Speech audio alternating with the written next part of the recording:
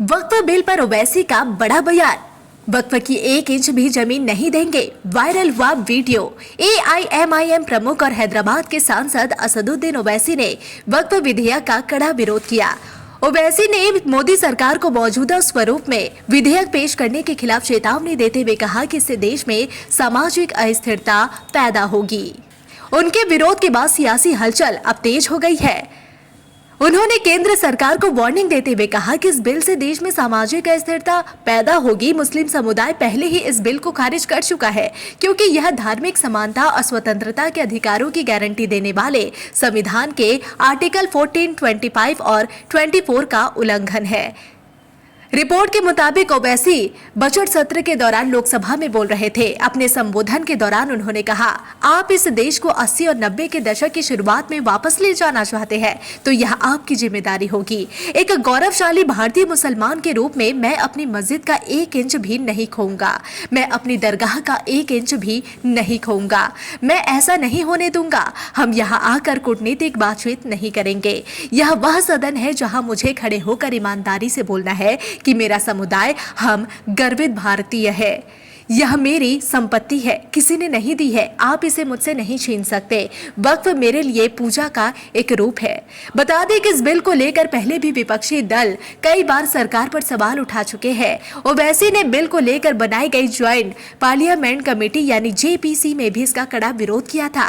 उनका कहना था कि इस बिल के जरिए सरकार वक्फ बोर्डों की स्वतंत्रता खत्म करना चाहती है। संसद में ओवैसी ने कहा, मैं इस सरकार को चेतावनी दे रहा हूं कि अगर आप मौजूदा स्वरूप में वक्फ कानून लाते हैं या बनाते हैं तो यह संविधान के आर्टिकल 25, 26 और 14 का उल्लंघन होगा।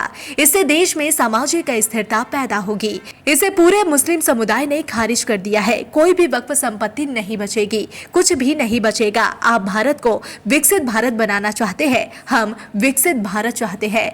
ज्वाइंट पार्लियामेंट कमेटी की ओर से इस बिल के मसौदे को मंजूरी दी जा चुकी है। कमेटी की बैठक में NDA की ओर से किए गए 14 संशोधनों को बहुमत से पारित कर दिया गया था। JPC के अध्यक्ष और BJP सांसद ने बताया कि 16 सदस्यों ने संशोधनों का समर्थन किया जबकि 10 सदस्यों ने विरोध जताया था। और अपोजिशन ने जो अमेंडमेंट्स दिए उसको हम लोग पास नहीं करवा सके क्योंकि हमारे पास स्ट्रेंथ नहीं थी। सच्चाई ये है कि पहले तो आप ये जानिए कि वक्फ बोर्ड जो है वो मुसलमानों के उन प्रॉपर्टीज़ के लिए है जिसको हमारे बुजुर्गों ने दान दिया था, अपनी प्रॉपर्टी को दान दिया अल्लाह के नाम पर। उसमें मेंबर आप बना रहे हैं नॉन मुस्लिम को नंबर 1 और उसमें नॉमिनेट करेंगे। इलेक्शन नहीं होगा अभी स्टेट वक्फ बोर्ड में। आप नॉमिनेट करेंगे तो उसमें मेजॉरिटी नॉन मुस्लिम मेंबर्स भी हो सकते हैं। उसमें सेंट्रल वक्फ काउंसिल में भी ऐसा ही होगा। दूसरी बात यह है कि limitation act Hindu endowment board पर, सिख के गुरुद्वारा के ऊपर, क्रिश्चियंस पर अप्लाई नहीं होता तो वक्फ बोर्ड पर क्यों लिमिटेशन एक्ट अप्लाई करने जा रही है सरकार। तीसरा यह है कि कलेक्टर या उसके अबाव ऑफिसर्स को कोई पावर ही नहीं है। आप उनको पावर देकर एग्जीक्यूटिव कंट्रोल करना चाह रहे हैं। चौथी बात यह है कि वक्फ बाय यूज़र, जो वक्फ बाय यूज़र है जिसको बाबरी मस्जिद राम मंदिर में सुप्रीम कोर्ट ने अपहेल्ड किया, उसके पैराग्राफ्स लिखे उसके बारे में। उस जजमेंट के मुताबिक राम मंदिर बन गई और उस जजमेंट में जो वक्फ बाय यूज़र के बारे में सुप्रीम कोर्ट ने कहा है सरकार उसके बरक्स, उसका अपोजिट काम कर रही है।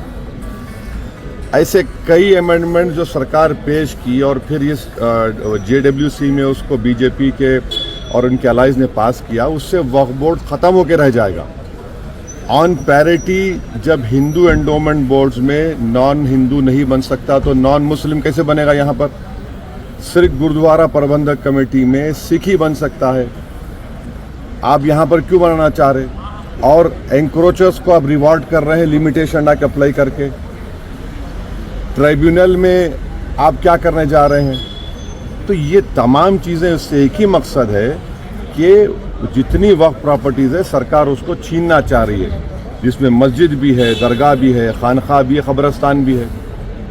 अब ये अमेंडमेंट जो इन्होंने अपनी स्ट्रेंथ पर पास करवा लिया इस फाइनल रिपोर्ट में, आप देखिए क्या कहते हैं। वक्फ बाय यूज़र में अगर वो डिस्प्यूटेड प्रॉपर्टी होगी या गवर्नमेंट प्रॉपर्टी होगी तो वक्फ बाय यूज़र नहीं होगा। मैं आपको एक एग्जांपल दे रहा हूँ।